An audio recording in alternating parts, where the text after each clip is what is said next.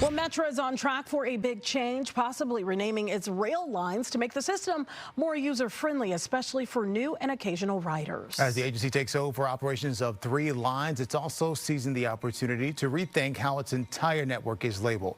Here to shed light on this is Michael Gillis, Metra's Director of Communications. Good afternoon.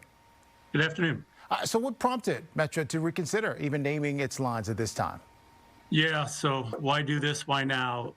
As you mentioned, this spring we're going to be taking operation over from Union Pacific Railroad of the 3 lines that have Union Pacific in their name. So we want to phase out those names.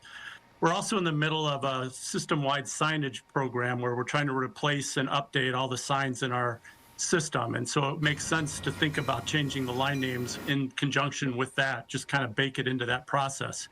And then finally, we know some of our line names don't make sense. For instance, we have 2 lines that have the name Milwaukee in them. Neither one of them go to Milwaukee. And that can be really confusing for people who don't know our system. If they're looking at a map, they're like, why does this line called Milwaukee when it doesn't go anywhere near there? So if we can get some names that are easily understandable, we think we might be able to draw more first-time riders, more infrequent riders to our system. You know, Michael, this makes me think, I can't help but think of the CTA. You know, they've mastered having the red line, the green line, the brown line.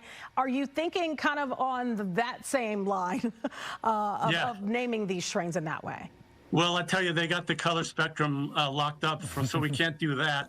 But we thought about a lot of different options, and the ones we came up with, one of them is just keep the way things are, but the 2 other options combine a letter with a number. One of them is just use an M for Metra and number the lines as they go around the region to M1 through 14. And the other one uses a letter to indicate the direction the train travels from downtown and a number based on, how many of those we have.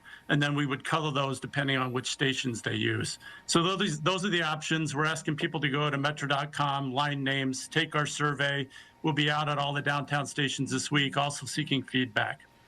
All right, Michael, we appreciate your time. And by the way, you still could have gone with colors. You know, CTA has red and pink. Y'all could have gone with like marigold and scarlet or ruby. You know? There's not a lot of good colors left, so. Understandable. Thanks again for your time. Yeah, thank you. All right.